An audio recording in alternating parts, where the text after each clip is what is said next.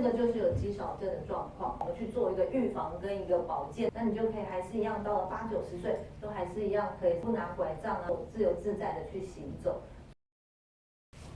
大家早安，好，来，那我们今天一起来学习有关那个就是肌少症的一个状况哈。好，那同学这个大家这几年一定有听过肌少症嘛，对不对？好，那肌少症这个名词哦很有意思哦，这3个字哦，其实我这几年听到的时候，我觉得有点纳闷，我就想说，这3个字好像以前念书没听过哎。后来我就觉得很奇怪啊，我想说是我以前念书的时候，老师刚好讲到这一段的时候，我没认真吗？结果后来发现不是，因为为什么？因为肌少症它其实是这几年等一下，肌少症它其实是这几年才出现的一个名词那我们就来看一下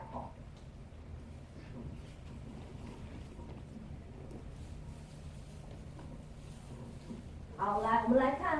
肌少症它的定义是什么你看其实它是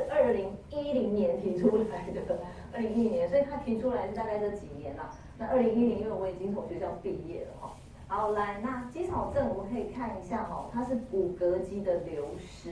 那为什么写骨骼肌那这边大家可能会觉得有点奇怪，那为什么叫骨骼肌？是因为肌少症。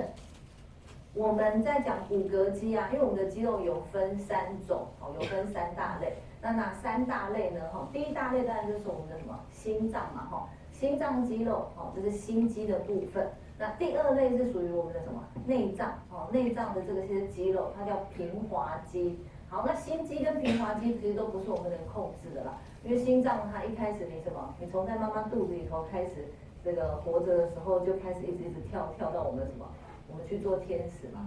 所以这个心肌不是我们能管。好，那平滑肌也不是我们能管，因为你们的这些什么内脏器官啊这些啊它要这个分泌这些液体啊这些的，然后要帮忙消化吸收，这也不是我们能管控的部分，所以这2个是我们不能管。我们可以管的是什么？就是骨骼肌。骨骼肌其实从它名字大概就可以猜得出来，就是跟我们的骨骼跟我们骨骼有所连接的肌肉。所以像是我们所有这些身上的这些手啊、脚啊的这些肌肉啊，还有中心躯干，还有脸上这些肌肉都叫做骨骼肌好，那骨骼肌的流失就是肌少症的定义那我们就来看一下肌少症会有哪些状况。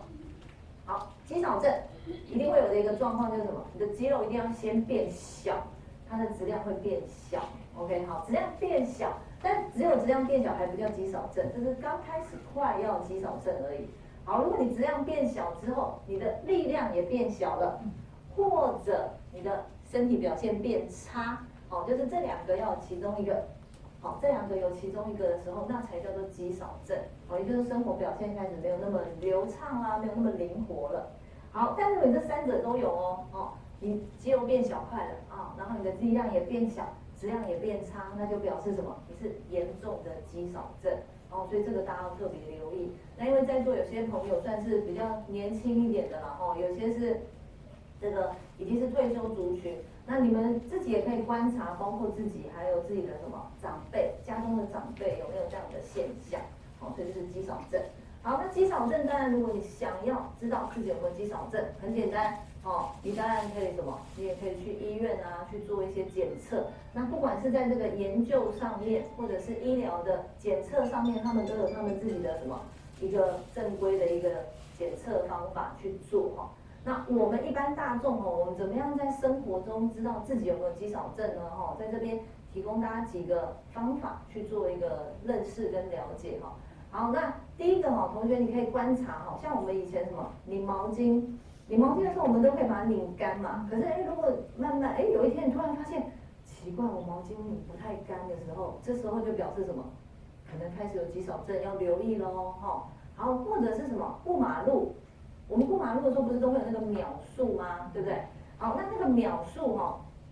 如果你刚开始它变成小绿人的时候，你开始走，走的时候你在秒数之内走完，那就什么？那就 OK。可是有些人什么？有些人已经开始变成他在秒数之内走不完了。那如果秒数之内走不完的话，那就要留意，那就可能有肌少症。因为我们的这个秒数的设定一定是够我们过这个马路的。好，那再来还有什么？像你这各位啊，在座现在没问题，大家都不需要扶手站起来，好，但是如果有一天你发现我站起来不能一次站起来，好像要反复个2、3次，有没有？或者是要找一个东西撑一下、扶一下才能站起来，这个也要留意。就像有些长辈啊，他其实是不能直接站起来，他必须要坐那种有扶手的那种椅子，有没有？然后他要这样撑着站起来。那这种也是有肌少症的状况哦，这个也是要赶快锻炼身体了。好，那另外还有什么？我们那个学校的操场啊，操场如果那个比较小的操场啊，一半200公尺，200公尺如果4分钟走不完，4分钟如果走不完的话，那就要留意，这也是什么？这也是可能有肌少症的状况。那这些是我们生活中可以观察自己。好，那另外有一个观察自己的方式也蛮好玩提供大家做参考那我这边拿一个一字辅助一下。好，那同学这个请你们把你们的脚都抬起来，我们来量一下自己的小腿围好，怎么量待会量的方式是这样，我们的手拿出来大拇指跟食指去对它 ，OK， 去对。好，那我们对的时候呢，我们是圈住我们的什么？小腿最有肉的地方，有没有？小腿最有肉的地方，你不要把它先压扁再圈这样子就不准的啦你稍微放松松的，然后去圈在你小腿最有肉的这个地方，这样子去圈着它 ，OK， 小腿最有肉的地方，好，你看像我这样圈上去之后，轻轻的你不要用力压它，轻轻的圈就好。好，那你圈你小腿的时候，你会发现到，像我圈的时候，我是像这样，我圈完之后是有一个开口，那就很好，那表示这个肌肉量是够的，肌肉量是够的。但是有些人圈是变成这样有没有？就是手整个密合了，刚好贴合，那就要小心，这个就有可能是什么？肌少症的前期。好，但是如果你圈上去之后是像这样。叠在一起，有没有？就是有指头是互相交叠的，那这个就要小心这就是我们刚刚在讲的什么？肌肉量变少，肌肉量变少，那这个就是有肌少症的状况，表示你的小腿肉太少，这会影响到走路的一个步态的部分，所以我们可以用这样的一个简易的方式去测自己的小腿围，所以这个有那个萝卜腿的同学有没有瞬间觉得很开心？因为现在不用担心萝卜腿了，因为萝卜腿表示肌肉量还蛮多的好，那这个是一个就是简易的检测方式让大家在生活中去做一个评估知道说你自己的这个肌肉量到底是不是要特别留意的。好，那在这边呢，那当然我们就要让大家知道说，怎么样在这个肌少症的状况，我们去做一个预防跟一个保健的部分嘛。不管说你今天是已经有肌少症，还是你只是要做预防那我们都可以来了解一下。好，来，那我们就来看一下要做什么事情很简单，就3件事情。好，第一个补充蛋白质，然后呢，第二个补充维他命 D， 然后做抗阻力的运动好，第一个补充蛋白质补充蛋白质通常吃荤的同学比较没有什么问题啦那你们只要注意这个吃的量就好。我们每一餐大概是吃1个手掌1个手掌大的一个肉类的部分 ，OK。好，那如果是吃素的同学要特别留意吃素一定要特别补充蛋白质尤其是什么？尤其如果你连蛋都不能吃的话，就要特别留意，因为蛋是很好的蛋白质来源，所以如果你可以吃蛋的话，就吃蛋。如果真的不能吃的时候，吃素的朋友一定要非常的注意蛋白质补充因为蛋白质很重要蛋白质就是我们什么？我们肌肉骨骼的一个原料它就像是什么？就是我们旁边的柱子。我们的柱子它里面一定要有钢筋水泥嘛才能架构起这整个这个柱子。那同样的我们的什么？我们的蛋白质就是它最基本里面的什么？水泥的一个材料钢筋水泥的材料。你如果没有这个东西让它去做你的肌肉骨骼就不会健康。所以蛋白质很重要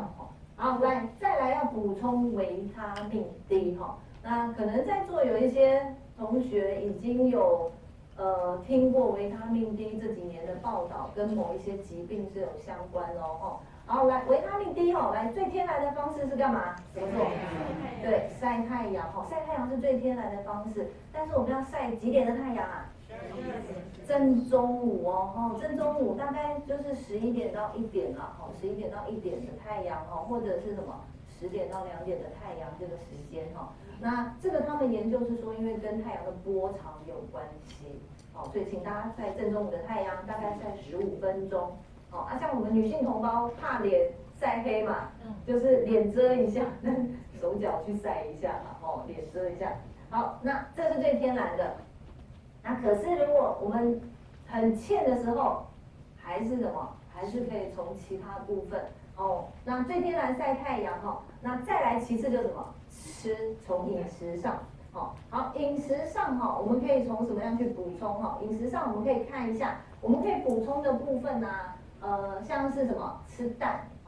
奶类、菇类，还有一些什么深海鱼深海鱼像是什么？这个鲭鱼啊、鲑鱼啊、沙丁鱼啊，这些都是或者你什么鱼肝油、鱼子酱，这些也都是属于可以补充维生素 D 的。那维生素 D 另外还有什么？另外还有一些深绿色或者是红黄色的蔬菜这些只是一些举例啦，让大家作为一个参考好，那当然我们有时候真的从太阳或者从食物补充还是不太够的时候，这时候我们就可以从保健品去补充啦。好，那这边我还蛮推荐大家就是你可以考虑去测测看你的维他命 D 够不够，因为呢，我们维他命呢，目前维他命 D 欠缺被研究出来，它跟蛮多疾病有相关那它跟很多疾病让大家最清楚知道，一定就是骨质疏松嘛这是早些年大家就知道骨质疏松的问题那但是这几年还有其他的问题，慢慢也发现跟维生素 D 有关。像是心血管疾病还有什么免疫系统的问题那我们的癌症癌症的疾病，糖尿病、失智症、忧郁症，如果你的维生素 D 太欠缺的话，这些疾病都有可能会发生所以大家可以去测一下。目前这个可以用那个就是血液检测啦，那它目前是自费项目啦那大家可以就是自己去检测。如果你真的偏低的时候，你想要快速一点的话就是可以补充那个保健品维他命 D那吃的那个量到底要怎么吃呢？如果你真的搞不清楚的话，你可以询问你的药师或者是医师这样子的话就可以适时的补充你的维他命 D好，那再来什么？我们还要做什么？我们要做的是我们的运动运动呢，到底要做什么样运动？刚刚有讲到是抗阻力运动。好，抗阻力运动的部分，大家最清楚当然就是什么？健身房。上健身房去做这些器械的部分这是大家最清楚知道我们可以做的部分。那也蛮鼓励大家去健身房啦这个健身房它如果说你真的不太会用这些器械的话你就什么请教那边的教练你一次问他一个动作一次问他一个，这样你自己也比较记得清楚一次问他一个器材怎么用，然后慢慢学习，或者你可以问在场其他比较资深的这些运动的这些市民朋友们他们也是会告诉你说怎么样去使用好，那如果说你本身没有那么爱去健身房的朋友怎么办呢来，你也可以什么？你也可以用弹力带去做一个锻炼锻炼我们的这个身体力量。弹力带它跟这个弹力带它也可以达到一些这个阻力的效果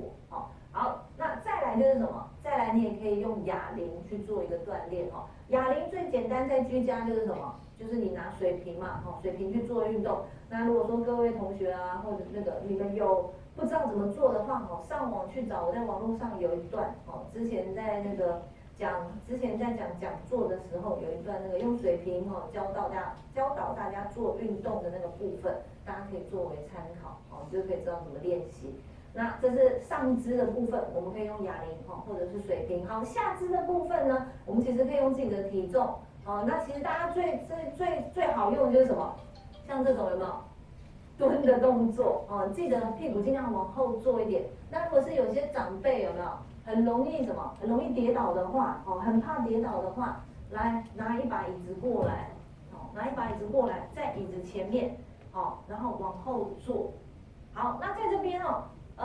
因为我发现到有些长辈在做这个动作的时候会驼背，有的会这样驼背做。来，所以改良的方式啦同学你们也可以这样，手拉到耳朵旁边，然后什么往后坐。因为手拉到旁边之后，大家比较不会驼背了，哦，背就可以比较挺。那你就反复去做，让你的腿部肌肉活动，哈，反复做，很重要。记得屁股尽量往后，膝盖不要超过脚尖，好，屁股尽量向后，好，然后往后做，再站起来，反复。哦，你不要小看这个动作哦，你反复做几次，其实你也会发现腿会酸，哦，所以大家回去可以自己尝试的试试看。那或者是你也可以利用爬楼梯，哦，爬楼梯向上爬。那你下来之后就坐电梯啊，手扶梯，哦，这也是我们锻炼腿力，哦，利用自身的体重去锻炼腿力的一个很好的方式 ，OK。所以大家记得哈，我们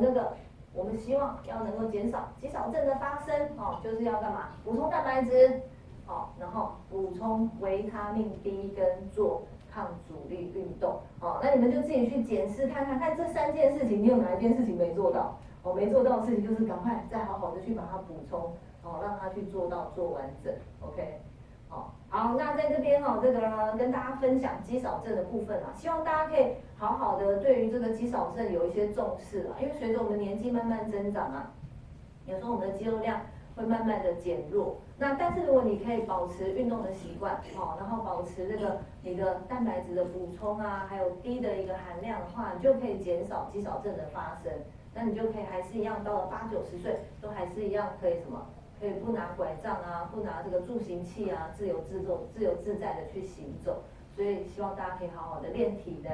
好，那在这边这个就先讲到这边，那我们今天就讲到这边喽，感谢大家。